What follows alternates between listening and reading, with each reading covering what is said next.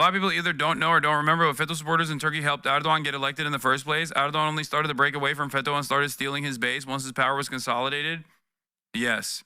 Erdogan also has never stopped being a fucking loyal servant to American interests either.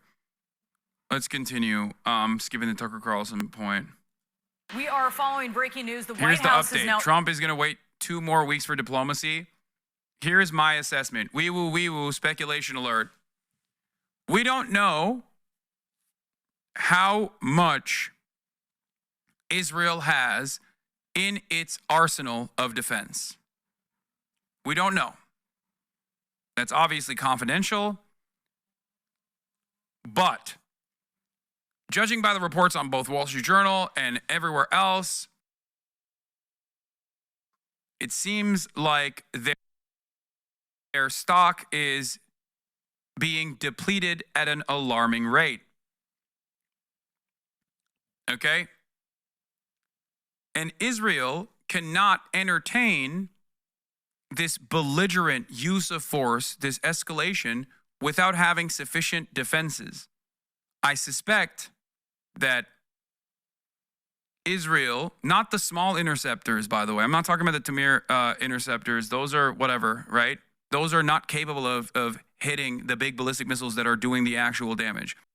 Based on all of the information that I've read on Israeli stockpiles and judging by all of the analysis we've seen so far, as far as like the anti-missile defense systems oftentimes failing to intercept the actual big ballistic missiles, with a bunch of successful strikes on Tel Aviv and all around the Israeli nation state, including the direct impact sites that we don't get to see on military sites, like in the Negev desert and things like that.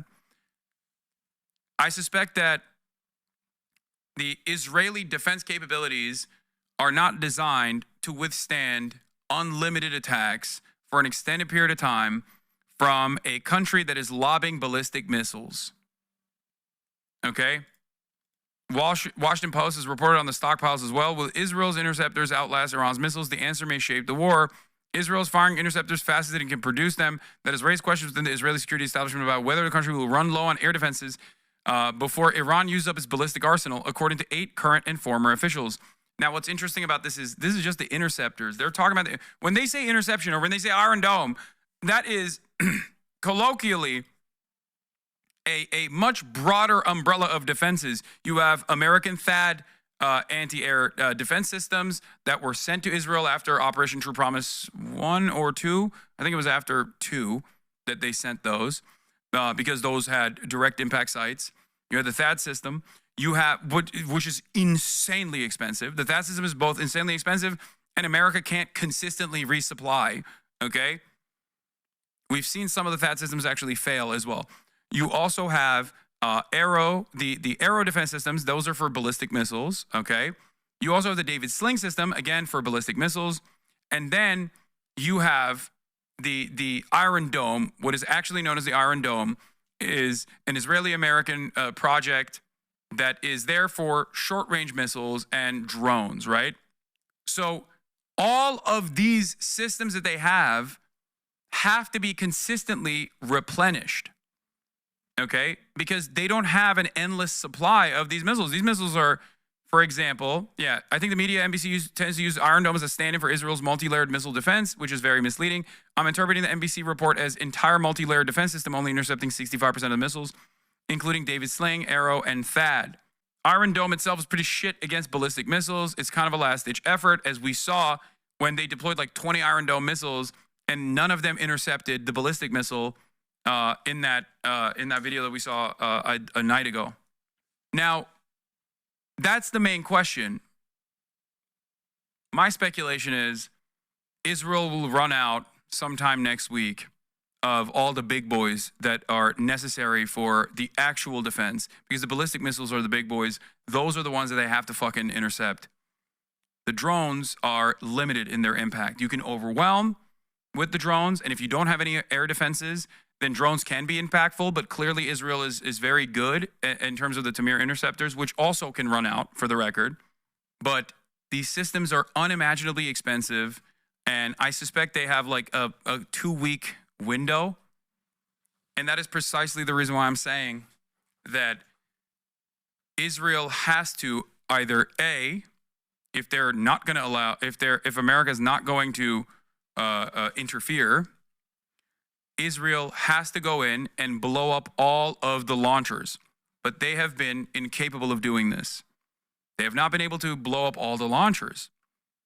So as long as missiles are still coming in, they can slow down the number of missiles that they need to intercept, but they can't stop it altogether.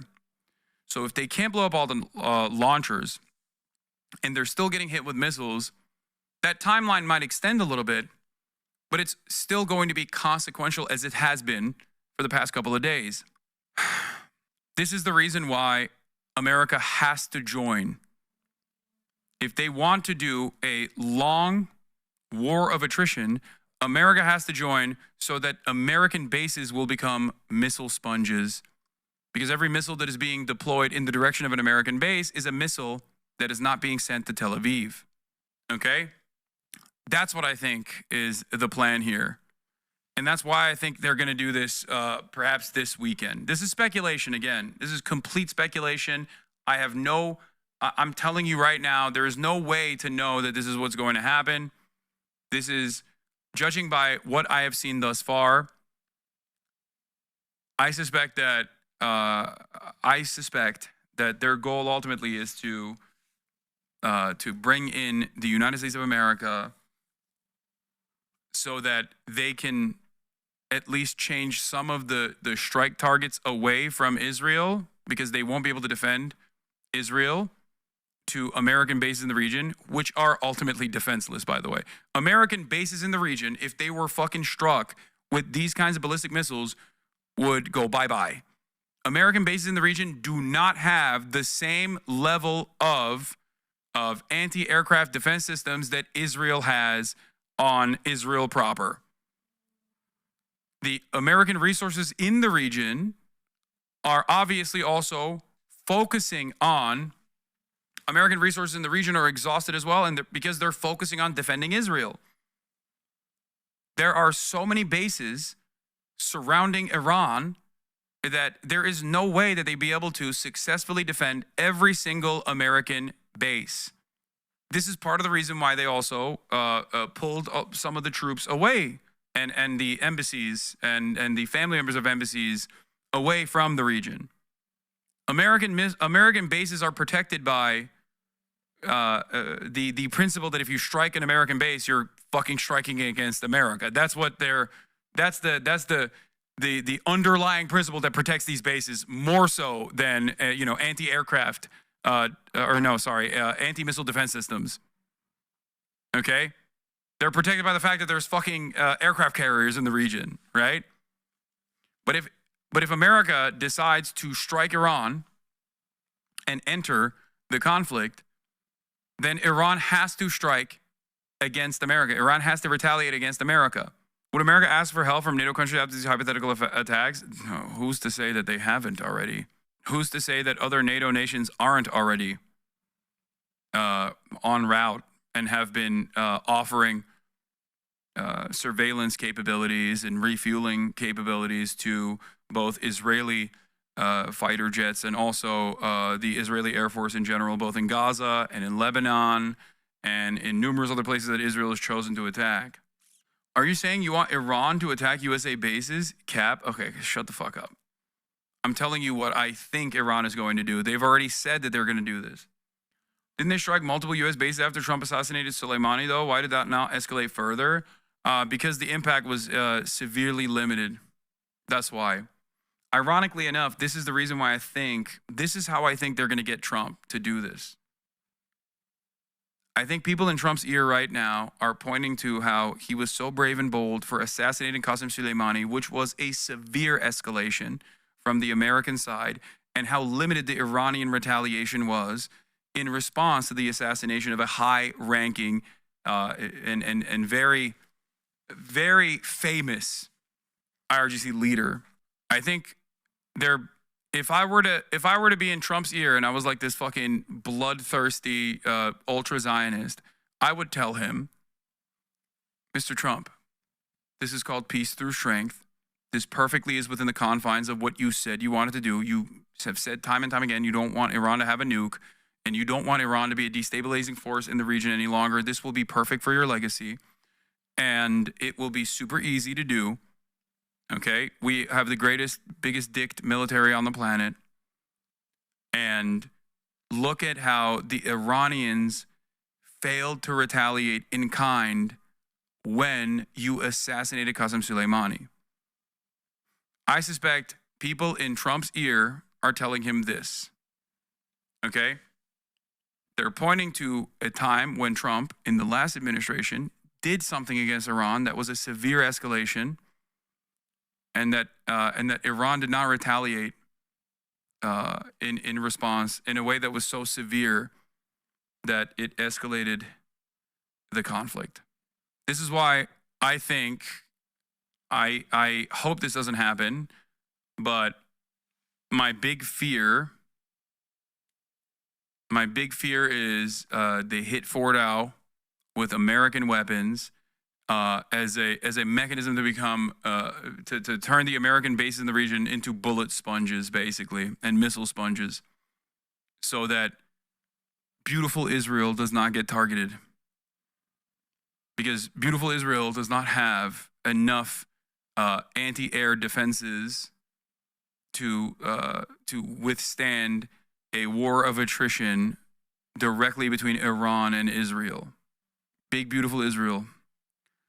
So when Trump says 2 more weeks for diplomacy, I don't know if that's the case. Issued a timeline. I hope it's true, and I hope it doesn't happen.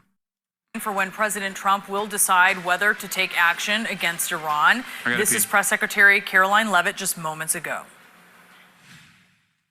Based on the fact that there's a substantial chance of negotiations that may or may not take place with Iran in the near future, I will make my decision whether or not to go within the next 2 weeks. Now, in the meantime, Iran claims that it's shooting down Israeli drones over Tehran. And moments ago, Prime Minister Benjamin Netanyahu vowed to strike all of Iran's nuclear facilities. Let's go to CNN's Clarissa Ward, who is live for us in Israel. Clarissa, does Israel believe that Trump has 2 weeks' time to make a decision? Well, we haven't yet had, Brianna, any official reaction here in Israel to this news, this 2-week timeline. But I can tell you, based on conversations I've been having previously, that this is not what Israeli officials want to hear. They had been feeling quietly optimistic. They had given timelines of 24 to 48 hours. I think there's a sense from the Israeli perspective that you have to act when you have the momentum, and that slowing things down and allowing for diplomacy, which is very much the favored option for much of the world, but not here in Israel, that carries a cost with it in terms of potentially losing that momentum. The other question, of course, Brianna, becomes how much firepower does Israel have in terms of keeping up the...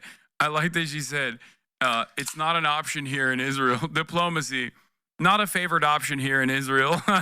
Same level of strikes against Iran, and can they keep that going at the same pace for another 2 weeks? So this will really be an open question now in terms of how Israeli officials interpret it, and also how they officially respond to it, because it's been notable that up until this point they have been very careful about not explicitly advising the U.S. to get involved, about not wanting to be seen as trying to strong-arm President Trump or push him to make one decision or another. The sort of party line, if you like, has been very much to say that they are grateful for all the assistance that the U.S. has given up until now, primarily in a defensive. She said within 2 weeks, not after 2 weeks. So anything can happen in those 14 days. It could be tomorrow or next day. I think the real reason why it would be closer, it would be sooner rather than later, is because of what I just mentioned. But maybe it's just insane speculation, okay? I don't know. Like I said, wee woo speculation alert. The reason why I'm I'm just judging by what I've seen thus far, and Israel's defense capabilities. I think, yeah, Friday night after market close it seems consistent with what Trump has done in the past. What you just wait, hold on. This is actually a very funny thing that I've also thought about that I haven't talked about. But where is it? Someone in the chat said, "What are the odds that this is simple petty bitch behavior from Trump, and he just wants to punish Israel for the initiation of this conflict?" That is the funniest outcome, and I don't think that's the case. But I have thought about this as well. What if Trump actually wants to fucking negotiate with Iran eventually, but he's just allowing Israel to experience a little bit of the punishment because he's pissed off because Israel keeps like making him look bad, and he hates looking bad. But I don't think that's the case. It's the craziest. I envision a million different scenarios when conducting this kind of analysis. That's one of them. It's a very stupid one, but there is definitely a pettiness associated with American foreign policy, especially under the banner of Trump. Like, there was zealotry associated with American foreign policy under Biden, ideological zealotry in terms of like ultra Zionist sentiment that I think factored into their considerations, just like and most likely clouded their judgment. But I could totally see that being one of the. I envision that being one of the possibilities. I don't think that's the case, but I have also thought about this as well, where it's like Trump is just kind of doing this so that Israel gets a little bit of shut up juice and recognizes their place in this dynamic, by force. And it's almost like a pressure valve that you're releasing because there's so much anger and resentment towards Israel that a little bit of sowing after so much reaping is not necessarily the worst thing from his estimation, maybe, but I don't think that's the case. Capacity and that they are, waiting and watching to see what President Trump decides. So, as I said before, this 2-week timeline unlikely to be very popular here in Israel, but as we have seen so many times with President Trump, this could well be some kind of an obfuscation tactic. I spammed this yesterday. My professor at Yale grad knows who you are and specializes in nuclear deterrence and is a U.S. grand strategy. No glaze, but watching you healthily dominate classroom discussions. Would you have him on? I'm taking a summer IR class at Yale. Maybe. It's not clear whether this really means that there is now some room for diplomacy to try to play out and to slow down the dramatic. Yes, Sky News breaking news. Norway Foreign Ministry says explosion occurred in Tel Aviv at residence of Norwegian ambassador in Israel. I find it very strange because Norway is one of the few fucking countries that's like unironically more anti-Israel than the rest of Western Europe. So that's real weird shit. Like, that is odd, let's just say. Escalation, Brianna, that we have seen over the last week. Yeah, very good point. Clarissa Ward, thank you so much. Let's go now to CNN's Kristen Holmes, who was in that White House press briefing. Kristen, just tell us about what you are observing here. The president likes to talk, as Clarissa said, about 2 weeks so often. It's hard to really put stock in what he's saying here, or what his quote was as delivered by the White House press secretary. Yeah, that's right, Brianna. But you have to remember here, we're talking about a very specific thing. In the past, when he's used this 2 weeks, it's been kind of vague, or I can tell you down the road if Putin wants peace in 2 weeks. He is saying here, and this is something we're going to hold him accountable to, I'm making a decision in 2 weeks if we cannot get to the table on some kind of deal here. That is a very specific time frame. Now, we're actually trying to get more answers on this. Does that mean that he is going to authorize strikes on Iran at the 2 weeks? Oh, by the way, Tommy Vitor kind of glazing his own fucking initiative here, as he was a NSC staffer for Obabe. But this does deserve rightful praise.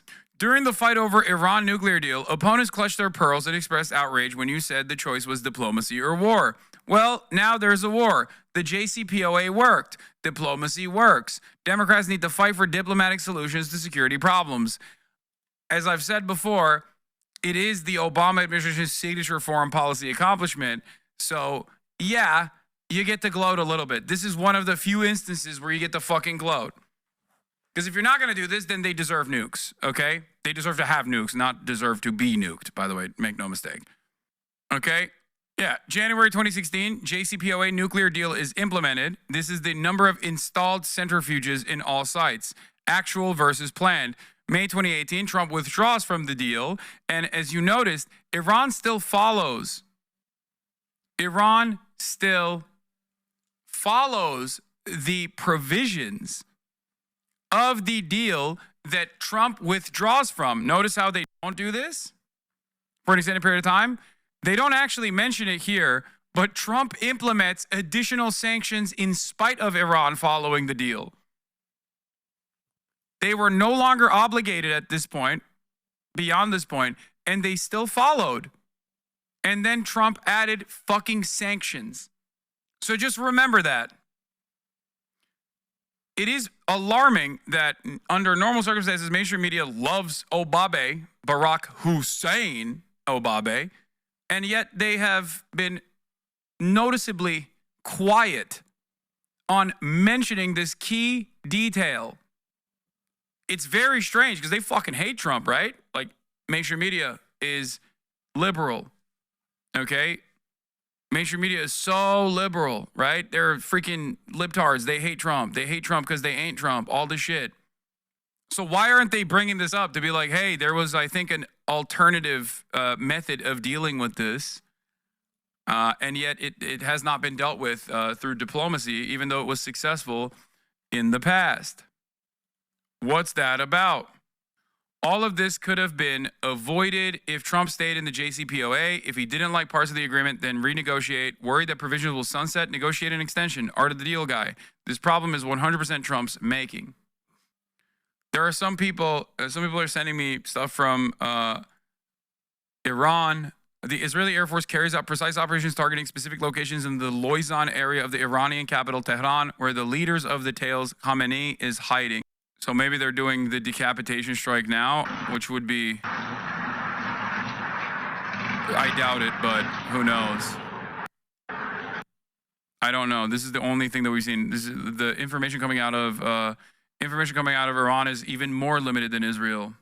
Advisor to the Iranian foreign minister, security services thwarted a major Israeli plot against Minister Arakshi a few days ago in Tehran. Yeah, one of the byproducts of this has been me getting better and better at saying Khamenei's name as opposed to saying Khamenei. This, Hassan, I told you China and Russia is going to monitor B-2 bomber flights to gather data on how to detect them. That's crazy to fucking use Iran as a... That is insane, okay? That's insane to, use the entire nation of Iran, an incredibly valuable ally to especially China, as simply bait to monitor B-2 bomber activity. That's fucking nuts.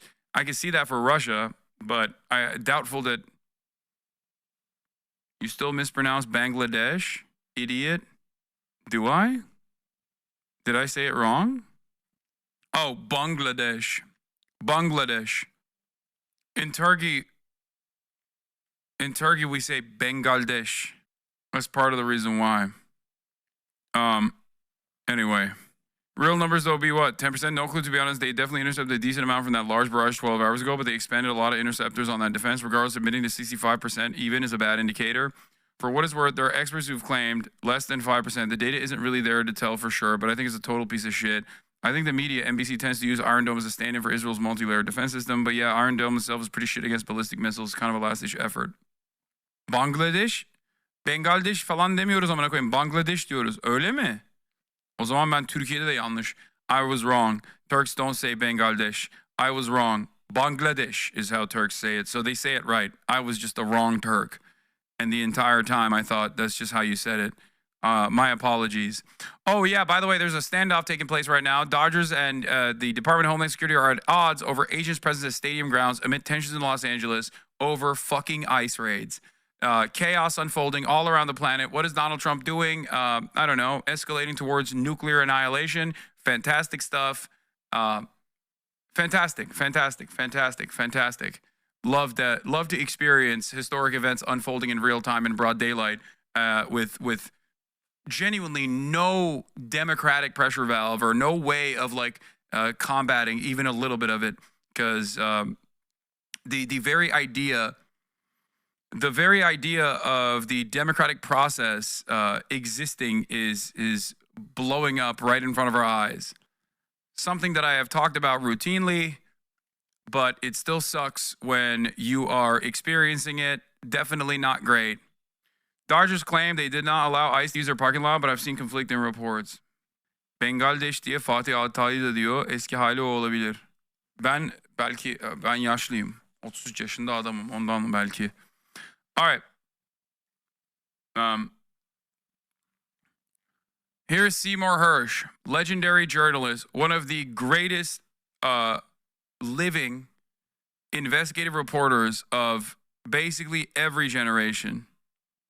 Okay, now Turks used to say Bangladesh, and now they say Bangladesh. So I wasn't wrong. Turks used to mispronounce it. And because I'm 33 years old and an old man, anyway, this is completely irrelevant to the main point of contention here. Let's get to Seymour Hersh's reporting on this.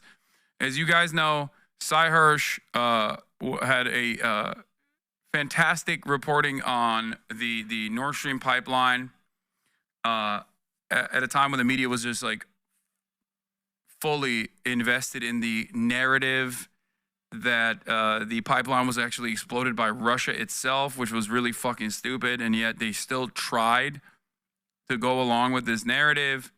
Cy Hersh, on the other hand, had reporting that the CIA was involved in it, if not directly caused this attack. I still lean on the side of CIA involvement rather than Ukrainians doing this on their own, considering the sophistication necessary and the training necessary to be able to conduct a deep sea explosion such as this one. Like the tools necessary and the expertise necessary to be able to do this and the training necessary to be able to do this, I don't think Ukraine is capable of pulling that off on their own. Anyway, he's come out with more reporting. Of course, before that, he exposed the My Lai massacre in Vietnam, the torture at Abu Ghraib, and he is, a very famous reporter for that. And mainstream resources never actually, they never forgave him for that. Okay. As someone who scuba dives a lot, it's fairly easy to strap explosives to a pipe. Please stop. Please. The idea that you are going to be able to successfully blow up a fucking pipeline 75 meters underwater in hostile territory without getting caught or without actually blowing yourself up on accident, like, because you have to be able to successfully implement this, and therefore you have to consistently fucking train for this sort of thing. You are not Tom Cruise, man. It's a thick ass pipe that was designed to withstand like natural disasters. Anyway, chatters be like, nah, not me. I'm different. Nah, dude. I'm fucking Tom Cruise, brother. Fuck you mean. I'm fucking Thomas Jebediah Cruz. Is Mission Impossible. More like Mission Possible for me. Armchair Saboteur is crazy. Yeah. Dude, it's just like when I fucking dove to see the coral reef, you know? Same experience necessary. There are probably a collective total of like 100 people on the planet that are capable of doing a sophisticated act of sabotage like this. And there are chatters in my chat, like literally so much pressure, both literally and figuratively, to be able to conduct this without getting caught. And you guys are like, nah, this is just like when I went to fucking Mexico and I saw some turtles on the beach before, scuba diving a little bit. It's crazy. There's like maybe maximum 100 people that can do this. And I guess all 100 of them are in my chat right now. I can handle thick pipe under pressure. This is a report on what is most likely to happen in Iran as early as this weekend, according to Israeli insiders and American officials I've relied upon for decades. Okay? Sai is deeply fucking embedded in Washington, D.C. His reporting is excellent. He has a tremendous track record. So I have no reason to believe that this is not going to happen. Oh, shit. Is this only is paywalled? Fuck. I thought this article was God damn it. Okay. American officials, it will entail heavy American bombing. I've vetted this reporting with a longtime U.S. official in Washington who told me that it will all be under control if Iran's Supreme Leader Ali Khamenei departs. Just how that might happen, short of his assassination, is not known. There's been a great deal of talk about American firepower on targets inside Iran, but little practical thinking, as far as I can tell, about how to remove a revered religious leader with enormous following. I've reported from afar on the nuclear and foreign policy of Israel for decades. My 1991 book, The Samson Option, told the story in the making of the Israeli nuclear bomb and America's willingness to keep the project secret. The most important unanswered question about the current situation will be the response of the world, including that of Vladimir Putin, the Russian president who has been an ally of Iran's leaders. The United States remains Israel's most important ally, although many here and around the world abhor Israel's continuous murderous war in Gaza. The Trump administration is in full support of Israel's current plan to rid Iran of any trace of a nuclear weapons program while hoping the Ayatollah-led government in Tehran will be overthrown. Okay, we found a way to bypass the paywall. Saad Abedin basically summarizes the Substack post.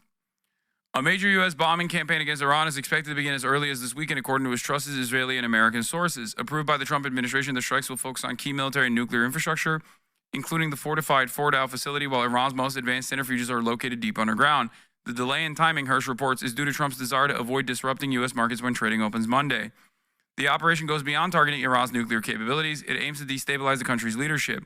U.S. and Israeli planners are counting on the internal unrest to break out, hoping that strikes on military bases, police stations, and administrative centers will incite broader opposition. Hirsch says there are even unconfirmed reports that Ayatollah Khamenei may have left Tehran.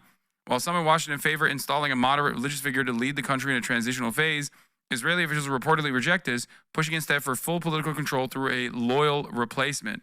These internal disagreements reflect a deeper divide over what post-strike Iran looks like. Intelligence circles are also looking to Iran's ethnic minorities, particularly Azeris with alleged CIA ties, as potential tools to spark wider dissent. Iran has a shit ton of different ethnicities. Azeris, of course, are aligned with, well, not the Iranian Azeris, I wouldn't say that all of them are, but Azerbaijan is aligned with Israel and Turkey. And Israel obviously gave weapons to Azerbaijan in exchange for a pipeline that basically supplies 65% of the entirety of the Israeli energy grid. That pipeline goes through. That pipeline, of course, goes through fucking Khamenei as Azeri. Yeah, but I'm saying that there is discontent amongst different ethnic groups. One of the groups that they could tap could be the Azeri groups. There's also Kurdish factions as well. Is this reporter to be trusted? Yes, this is a summarization of the Substack article from Seymour Hersh. Seymour Hersh's reporting is fairly solid. Now, again, this might not unfold at all. Okay, this is not a given. Make no mistake. This is not a given. The plan, according to Hirsch, bears resemblance to the previous Western interventions in Libya and Syria, where external pressure led to long-term instability and suffering. The attack on Iran, he warns, could have similar consequences, potentially fragmenting the country and inflaming the region, all while being driven by Netanyahu's strategic aims and Trump's desire for a major geopolitical win. You have Armenia, I guess, as like a kind of ally to Iran. But Russia has already dropped Armenia, as you guys know. And you have Azerbaijan as an ally to Israel, as far as like regional allegiances goes, and Armenia's capabilities of like defending or aiding Iran are nothing. Armenia dropped Russia first and can't be trusted by Iran at all. Yeah. Israel said they moved their enriched uranium to a secure location. What is this? When Hassan Khan was asked similar questions, DHS disputed this claim for lying for likes. Now we have another person being grilled about their views on Israel by feds at an airport. Why are U.S. border police so concerned about people's views of another country? This is what Trump's new ideological screening looks like. Journalists being detained and deported at the airport because of what they wrote. Then began the first interview. The questions focused almost entirely on my reporting about the Columbia student protests. From 2022 to 2024, I attended Columbia for an MFA program on a student visa, and when the encampment began in April of last year, I began publishing daily missives to my Substack, a blog that virtually no one, except apparently the U.S. government, seemed to read. To Officer Martinez, the pieces were highly concerning. He asked me what I thought about it all, meaning the conflict on campus, as well as the conflict between Israel and Hamas. He asked my opinion on Israel, of Hamas, of the student protesters. He asked if I was friends with any Jews. He asked for my views on a 1 versus 2 state solution. He asked who was at fault, Israel or Palestine. He asked what Israel should do differently. The Department of Homeland Security, which governs the CBP, claims that any allegations that I've been arrested for political beliefs are false. Exact same line of questioning that is directional because of the information that they have prior to the detainment. Okay? Some of the questions that they asked them are different, but it is directly due to your reporting. Interesting. Yeah. It's also interesting that the Department of Homeland Security literally responded in the same way. It claims that any allegations that have been arrested for political beliefs are false. Once again, they're lying for likes. This person that they deported, because I'm an American citizen, that person wasn't. So obviously, that person stating that person was deported. If I wasn't an American citizen, I probably would also be deported. Week mark, if no deal is reached, she would not answer that. I asked the question of, we have heard from you. There's a huge slop tube war over whether you were lying about that. Lamau, they're so fucking dumb. Brother, are they dumb? Or are we all dumb for even participating or even acknowledging that? Like, there is currently, like, yeah, those guys want to make money. Ha? Dur şimdi alacağım. Şimdi birazdan gelir. 5-10 dakikaya ama saat 3'te yaparsan yerim. Eyvallah. Okay. You need to start permitting them? No, it's fine. Because you and he weren't arrested. They're using a technicality. You were detained, so they're not lying technically. No, I never said I was arrested. I said I was detained. Which they didn't say wasn't the case anyway. They didn't deny that detention took place. They simply denied that it was done on political dissidence. Like, the basis for the detainment was not because of me being a political dissident of this administration, of this regime. That's the only thing that they denied. They don't deny that detention took place. They say that it did. Notice how that's the one thing that they say no to. That's the one thing that they choose to lie about. U.S. officials and Israeli officials that they believe Iran never wants to make a deal, that they're going to just string us along. How can you ensure that they are not stringing us along when you are now effectively adding time to the table? Remember, this is now the second deadline they've given Iran. The first one was 60 days. Now they're adding an extra 2 weeks. And there's no real answer to that other than the fact that Carolyn Levitt is saying that the president believes that there is, and I want to say, a substantial chance for negotiation. That's what they use. But we still don't have any idea why exactly they mean that. Now, one of the things she told me is that Iran is incredibly weakened, and that gives them some kind of insight into the potential for a diplomatic deal because Iran has become so weakened. But still, we don't have a lot of answers as to what this means if Iran doesn't come to the table. The other part of this that has been so fascinating is the U.S. Middle Eastern envoy, Steve Witkoff, who we know has been in touch with his Iranian counterparts, has been really leading the talks in this process. He's not attending the talks with European nations on Friday in Switzerland. She did not have an answer for why that was. He has been in touch. We know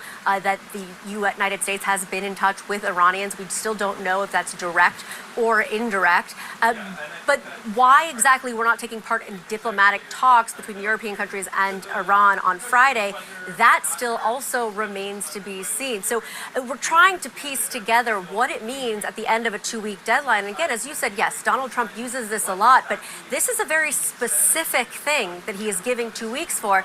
And there's still questions as to what happens if this is what he wants diplomacy. What happens if they don't come to the table? Is he going to extend again? And we simply don't know the answer to that. One thing we do know, though, is that Donald Trump behind the scenes has said that he does not want to enter into a long-term war, into a long-term conflict in the Middle East. So clearly here he is using that going forward and saying he's not doing anything, giving 2 weeks for negotiations. We have Jeff Zeleny with us, as well as Evelyn Farkas. She's a former Deputy Assistant Secretary for Defense for Russia, Ukraine, and Eurasia. Thanks both for being with us. Jeff, what did you make of these remarks, and specifically that promise of a decision within 2 weeks? Look, what this is President Trump not necessarily putting the brakes on, but slowing down the conversation that he and his administration are in a rush toward war.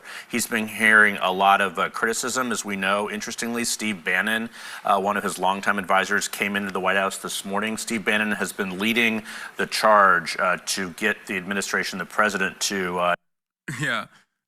This is also funny. I thought Iran was a week away from getting nukes. So is Trump giving Iran the time to get nukes or what? Oh my God. It almost feels like that was a bullshit reason for Israel to just do a fucking first. It was almost as though that was a bullshit reason that Israel used to fucking strike Iran, that the American government, with its endless appetite for death, destruction, and destabilization in the region, was happy to abide by. You know, since that is precisely what we said about Iraq as well. not launch military strikes. We don't know what role that played, but what this is the president, and you are right, Brenna, I've lost track of the number of times the 2-week mantra. Israeli strike in Tehran tonight. Area under attack is reportedly blocked by ambulances and IRGC vehicles. Waiting for more details. So this is, that's what they were saying, like that there's a, this is where Khamenei is. And that Israel might have struck him or something. I don't know. But then they also say that he's like not even in Iran. So who knows?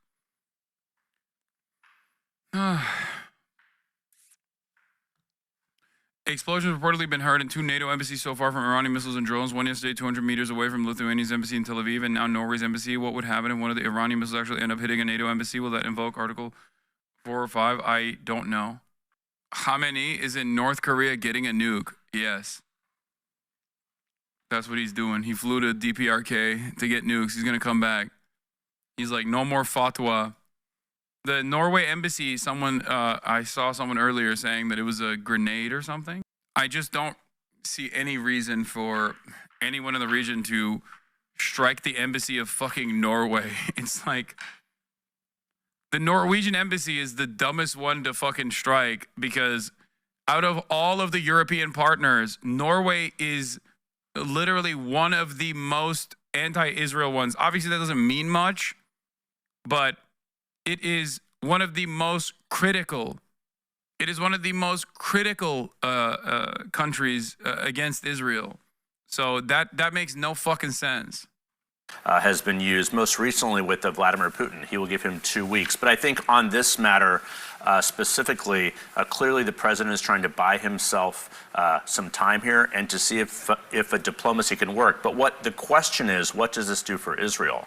Because there has been a sense of urgency. There was an urgent need when you heard some of the hawkish voices like Lindsey Graham and others saying now is the time. Other presidents have not had this moment. President Trump clearly does not see this as urgent as some of the hawkish views do, as Israel clearly sees it. So that is the question. Is this going to sort of just go off into the night here, or is this actively something that the president will sort of stay on top of? The bombing is going to continue with or without U.S. involvement here. So now what we will have to see is what Israel does in response to this. But for now, the big picture here is the president buying himself some time. Exactly. He's buying time, Evelyn. Israel certainly doesn't believe that he has time on this. What do you think? Well, I think, Brianna, that he does have some time, certainly to make a decision about whether to use military force. But I think that that window probably already closed, because at the end of the day, even if you were to bomb the, deep underground and take out those facilities, the Iranians still would need to come to a negotiating table and agree that they're going to abandon their plans for a nuclear arsenal, and that they would, agree to having verification in place. So you still need diplomacy. And I think at this stage of the game, if we use military might, it makes it harder to get to diplomacy. So I predict that we probably will not use force to take out those facilities, and instead we will use diplomacy. But I think the open question is, as your commentator just said, your correspondent, the Israelis, how long do they plan to fight this fight? Because if the United States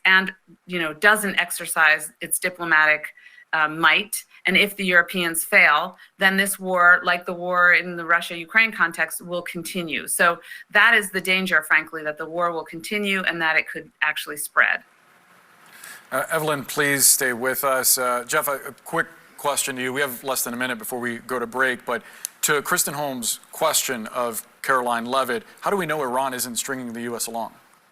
We don't. We don't know that at all. I mean, in fact, the president himself has suggested that. He said the time for diplomacy has run its course just a couple days ago, so we do not know that. That is certainly part of the history here. But look, this is something that the president, his whole public life over 10 years has been not engaging in this kind of war. So I'm not sure that we should find this all that surprising. Right. Over the last couple days, there has been sort of a rush, but this is more in keeping in lines of his fairly consistent views. President Trump. What? Bunker buster used 10 minutes ago? What are you talking about? Dude's like, I'm in Fordow right now. I'm hearing it. It's a B-2 bomber above my head. We'll do what's best for America. I trust his judgment. He's a tremendous friend, a tremendous world leader, a tremendous friend of Israel and the Jewish people. And we will do what we have to do, and we are doing it. We are committed to destroying the nuclear threat, the threat of a nuclear annihilation against Israel. Huge explosion in Tehran. I saw it on Medhers. Tehran is not where the Fordow facility is. Oh, I think you're talking about, the explosion in Tehran. We already covered it.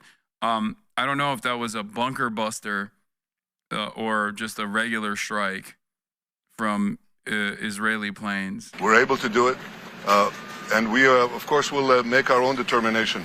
But I have to say that the partnership with the United States, the partnership with President Trump, with whom I speak to almost every day, is incredible. I think his resolve, his determination, and his clarity when he says Iran cannot have a nuclear weapon. And for that to take place, Iran cannot enrich uranium. It's as simple as that. He gave them the chance to do it through negotiations. They strung him along. You don't string along Donald Trump. He knows the game. And I think that we're both committed to making sure that Iran will not have a nuclear weapon, and they won't. In your heart of hearts, is the United States going to come on board and help you with these strikes? That's a decision for the president to make, but I can tell you that they're already helping a lot because they're participating in the protection of the skies over Israel and its cities. with THAAD missile batteries that are in Israel, with Aegis ships that are on the shore of Israel, with our pilots that are fighting alongside our pilots to knock out drones. I think it's a remarkable cooperation. I want to say that a dictator like Khamenei, who leads a country like Iran and has engraved on his flag the annihilation of the State of Israel, this terrible goal of destroying Israel, cannot continue to exist.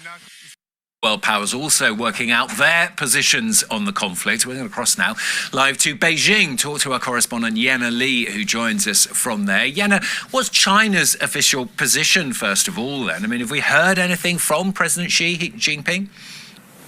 Well, we have now, Stuart, in his first official remarks since the start of this conflict, President Xi... Guys, any day now, big condemnation. This one is going to be the biggest, okay? Like, what a giant condemnation this one is. This one's going to hurt. This condemnation, oof, wow. Yeah, weapons grade enriched condemnation. Oh, this is going to be a sternly worded letter, okay? You feel me? The sternest. Xi Jinping reportedly told state news agency Xinhua that China opposes acts that infringes on the territorial integrity of other countries and added that all parties should promote de-escalation, whilst also putting forward his willingness to play a constructive role in this. A spokesperson, meanwhile, here at the Foreign Ministry in Beijing also made a thinly veiled critique to the United States, saying, I quote, the country with special influence on Israel in particular needs to maintain. Sorry, China isn't bloodthirsty demons like the U.S. is. Brother, what are you talking about? China needs to defend Iran. That's it. They need to defend Iran for their own interests. They need to defend Iran for their own sovereignty. Why the fuck is America attacking Iran? They're attacking Iran not for just like, not because like they were like, oh, we just don't like Khamenei. They're attacking Iran because ultimately they want to destabilize Iran, which is a major regional player, so they can have the entire fucking energy production capacity of the world under their control, with some exceptions. But pretty much the entirety of the energy production will be free of any sort of Iranian intervention.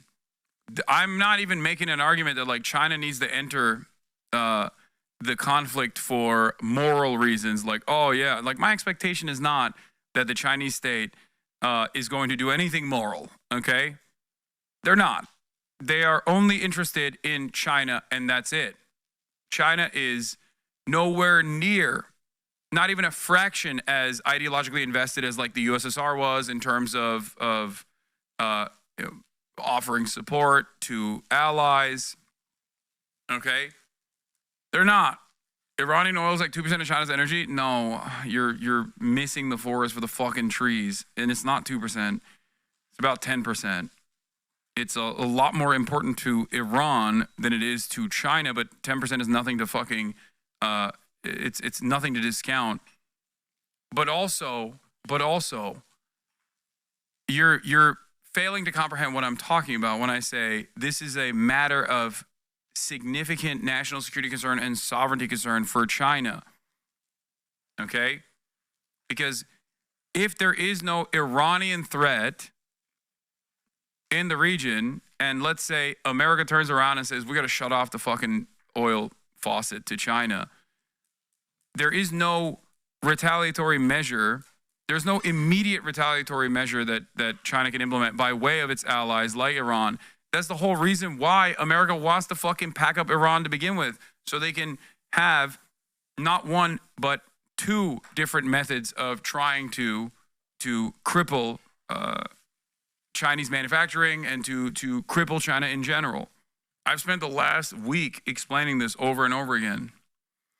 Law that all the chatters expecting China to do anything other than protect its own government interests. Remind that both U.S. and China sold weapons to Sri Lanka to help them with their genocide of the Tamils, which are war crimes almost identical in characters of those Israel's doing against the Palestinians. Morals never stop China from taking the same side as the U.S. on the Tamil genocide. This is pure geopolitics. I know, which is why I'm saying from a pure geopolitics perspective, I think China needs to react beyond just simply stern warnings. But what do I know? You know, I'm a nobody. I'm just a dumb guy. Xi Jinping, I'm sure, is making a calculated decision here. See what I'm saying? A fair and objective position. State media such as the tabloid The Global Times also blaming the US for abandoning the nuclear deal and letting this situation escalate. China's official stance is that Israel's actions constitute a violation of Iran's territorial integrity.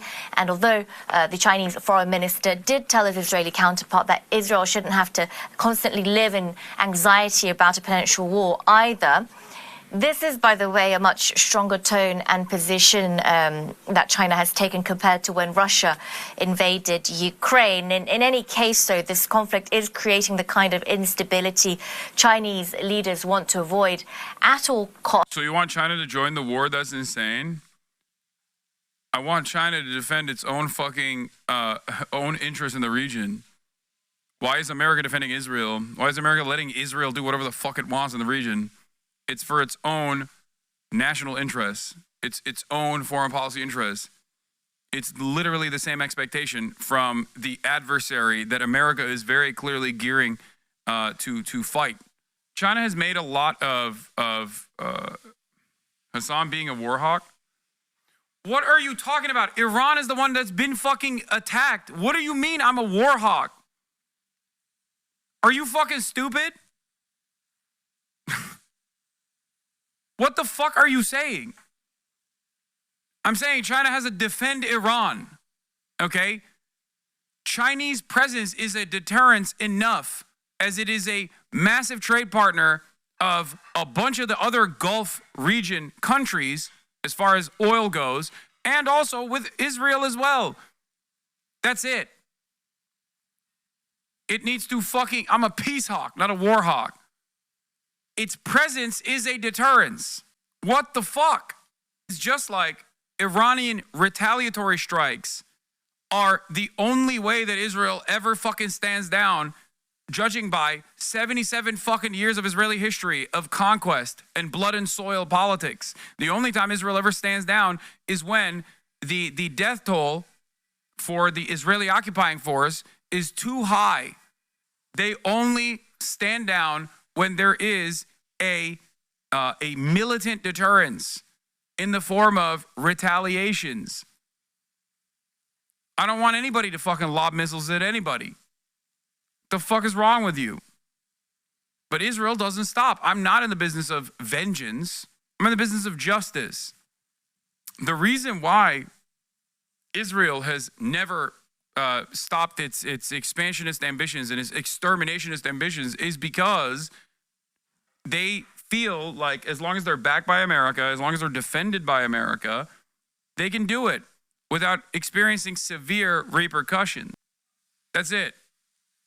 So Beijing might want to position itself once again as a helpful force for peace in the region. You might remember that it did play a role in brokering the Saudi-Iran deal back in 2023, but that one was pretty much laid out before China just... Like, America and Israel sent in a conditional surrender from Switzerland, who is the mediator between Iran. There is a 1-week deadline for Iran to sign, and this is the only thing that will prevent military strikes. What? When did this come out? Are you fucking brain dead? What is this? Isn't wanting China to defend Iran kind of war hawkish, though? Or is it a way to further peace? What is that? How is that a war? Brother, what is going on here? It's like saying, hey, if you tell Israel to stand down by engaging in discourse here in America and in acts of civil disobedience here in America, you're a fucking war hawk. The best option is the most peaceful one, okay? But you have to go down these different routes and exhaust all of the avenues. The best possible way to stop Israel is by getting America to tell Israel to stand down. And the only way to do that is with tremendous public pressure, okay?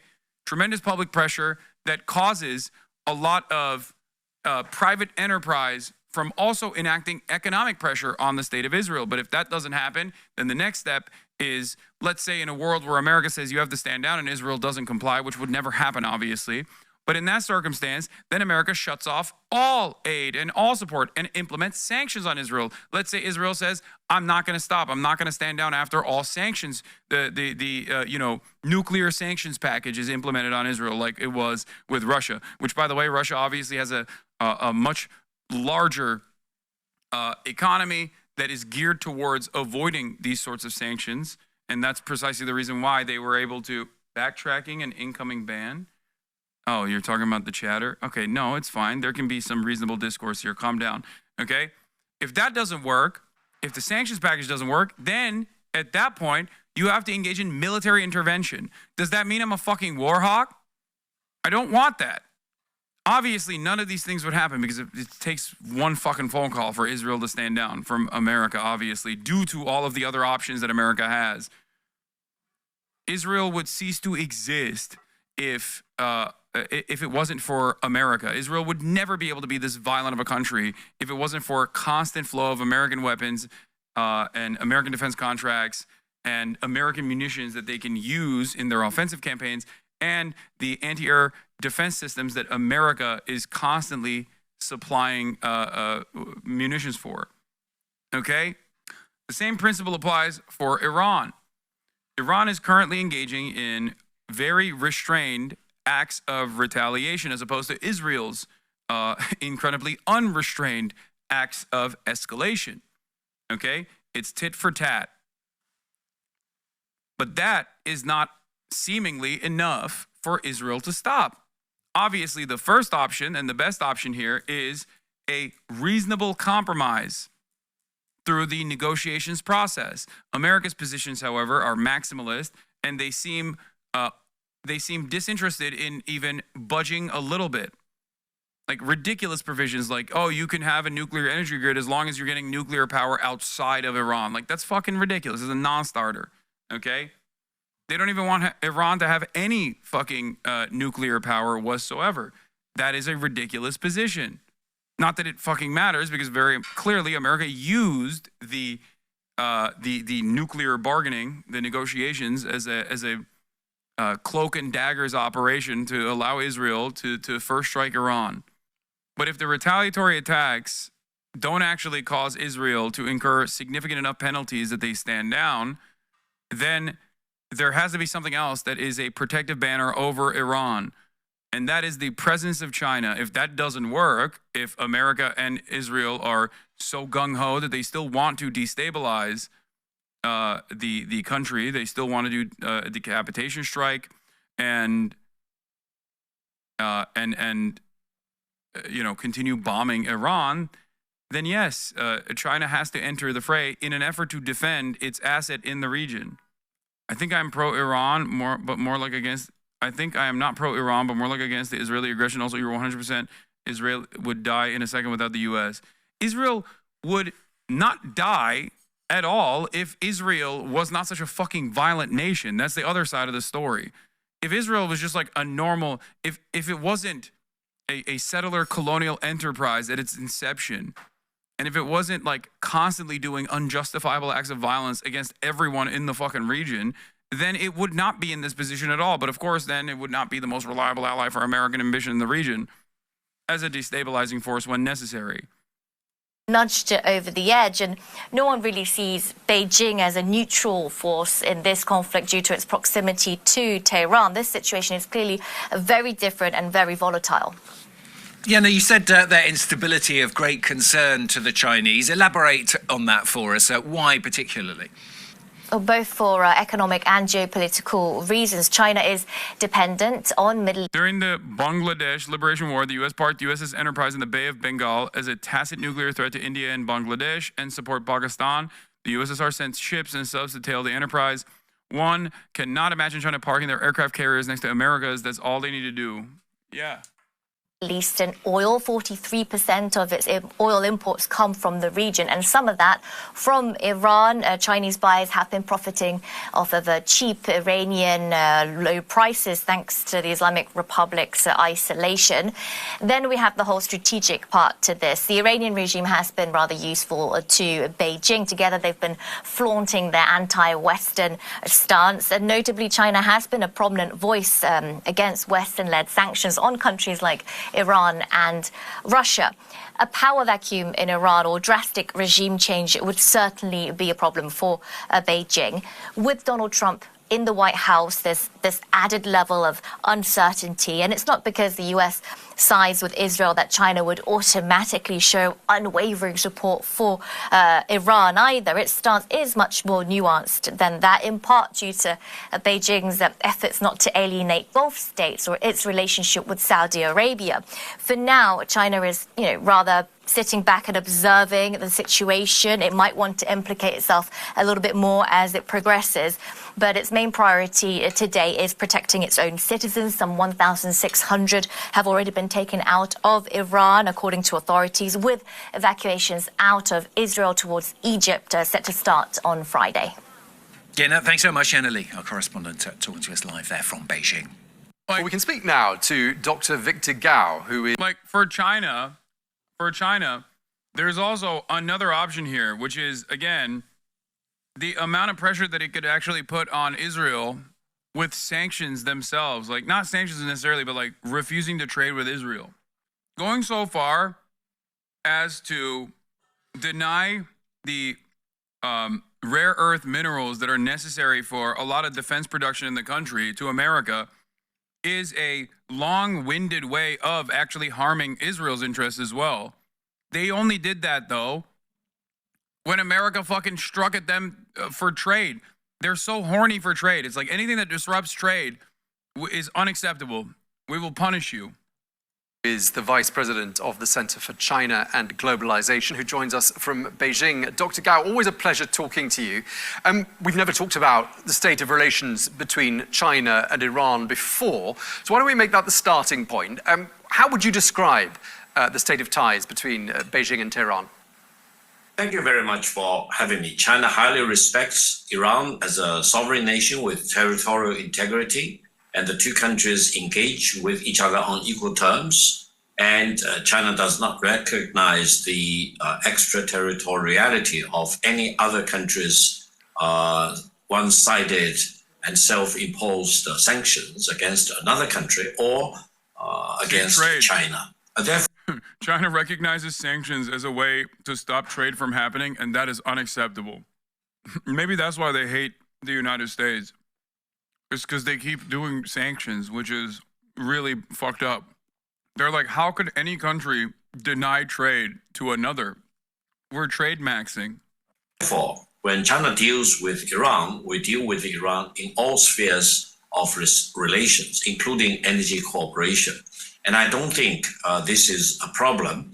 And if a third country cries foul, the problem is really with itself, with its attempted extraterritoriality of its unilaterally imposed sanctions. And I think once this Israel-initiated war against Iran started, the Chinese government's position is very clear. Israel is in violation of a self-imposed war against a member of the United Nations, against its sovereignty and territorial integrity, and China really deplores Israel's military attack on nuclear facilities inside Iran and considered it as a very serious offense against. The fucking facility that Israel blew up yesterday is a literal Chinese-Iranian joint collaborative project. That is yet another example of what I'm talking about with respect to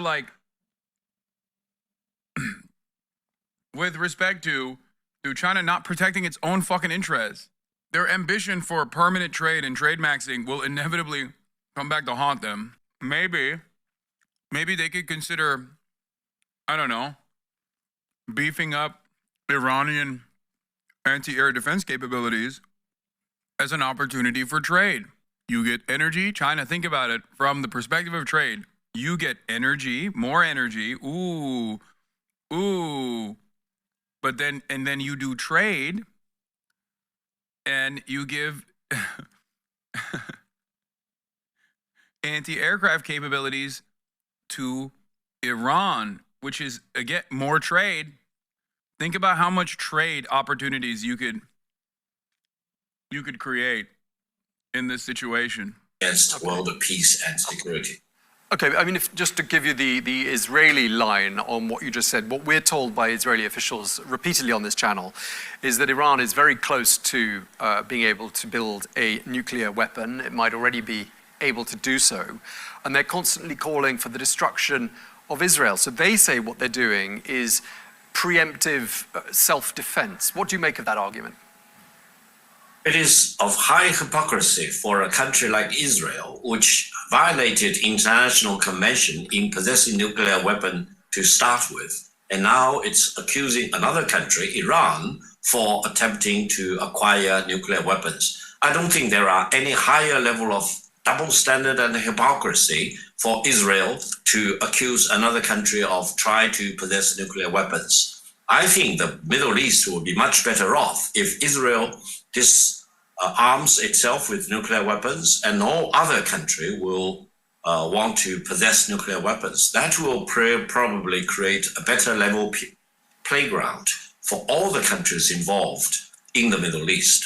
For Israel to possess nuclear weapons and to constantly threaten other countries with nuclear attack is really a very serious problem. And I think international community really need to join together to put an end to such blatant violation of peace and security, not only in the Middle East, but in the world at large. We've heard from the president of China, President Xi Jinping. I'm sorry, but this is Erdogan. Basically, Erdogan. I can't tell if this is Victor Gao or Recep Tayyip Erdogan I'm listening to. Tough talk. Everybody hears those words, it goes based. Meanwhile, behind the scenes, the trade must flow to a country that you just openly stated is a fucking nuclear power that is a real and present danger to every other country in the region. Jinping saying on Tuesday that China is, quote, deeply worried about Israel's military operation against Iran. Where do you think you and the president of China see things heading to? Why the worry? How dangerous could the situation be?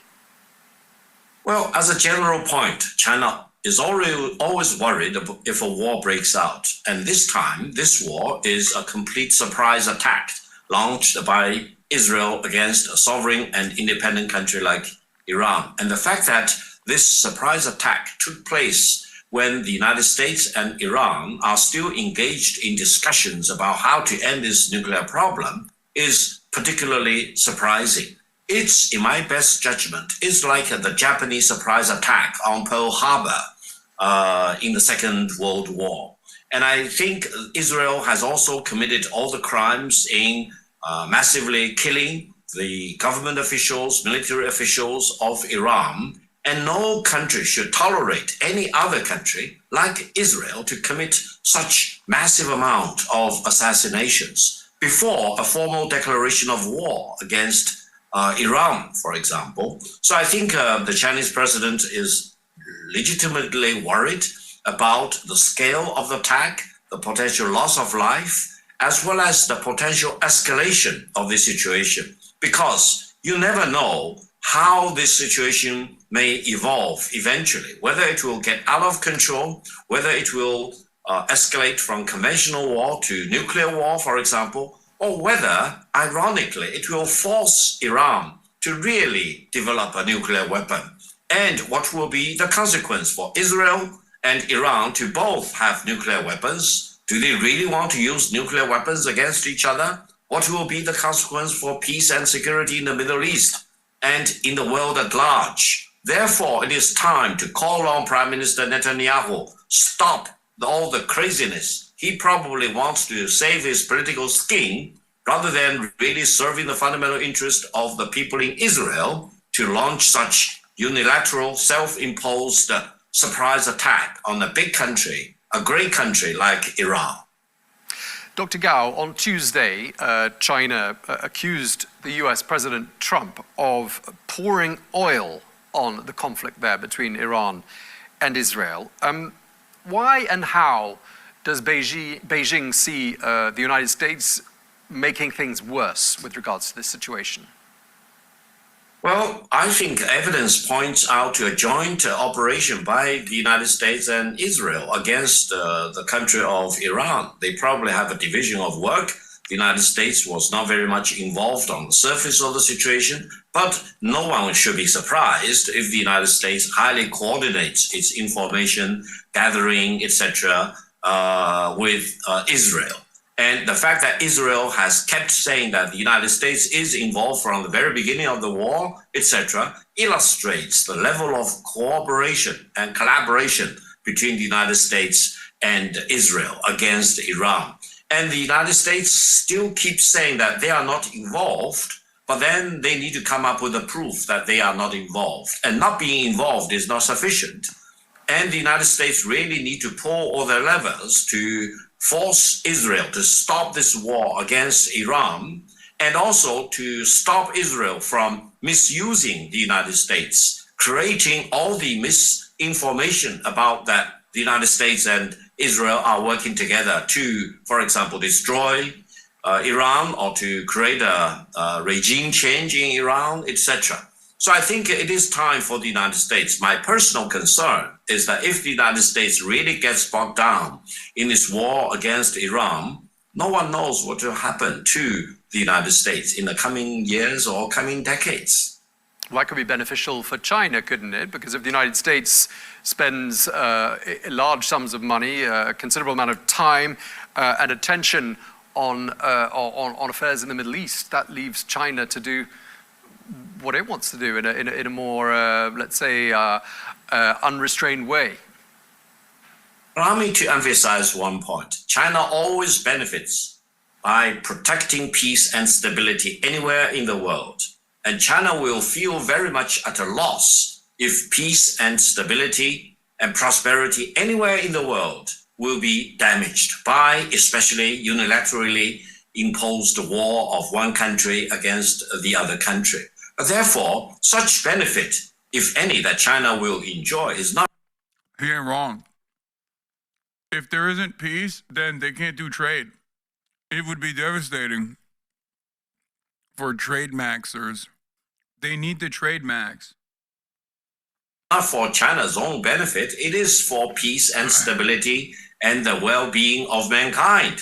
It is time to stop Israel in this war against Iran and to prevent the United States from really joining this war together with Israel, which may escalate the situation and create unprepared consequences for mankind as a whole.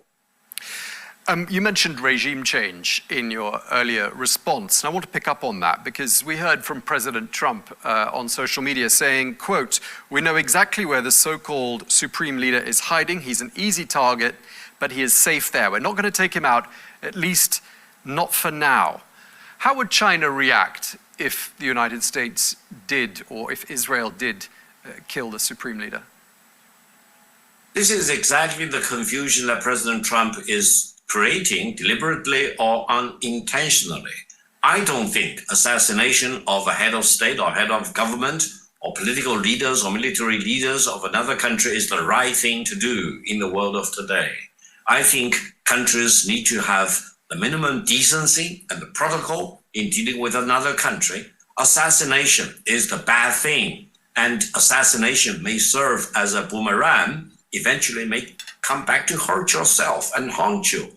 Therefore, engaging in assassination, especially against head of state or leader of another religious faith, for example, or against the major political and military leaders of another sovereign country, is the wrong thing to do, especially at a time when Israel has self-imposed this undeclared war in a surprise attack against Iran.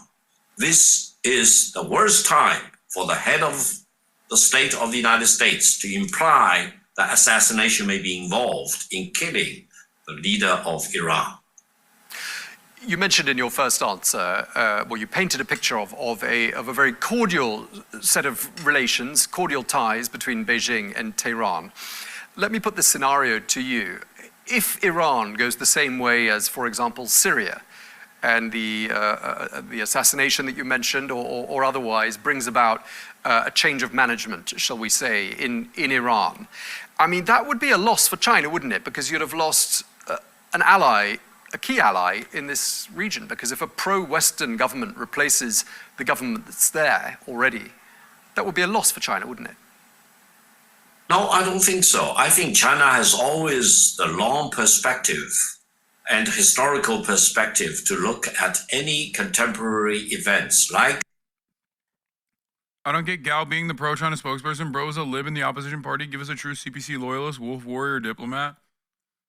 I mean, if you know the intricacies of Chinese politics, then you already know that every Chinese person, even if they're from fucking Taiwan, when it comes down to talking about Chinese foreign policy or China as a nation, becomes the most pro-China person you've ever fucking seen or heard, regardless.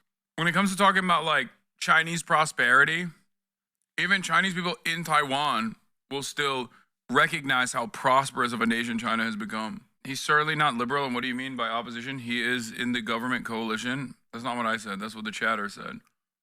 No, that's blatantly wrong. There are actual libs there. Gao is very much pro-CCP. Have met him in person. He's an extension of the state. His role in his think tank is like a diplomat. Philly D. Thumbo. What had happened in Syria and what is happening in Iran. What did you put me on for?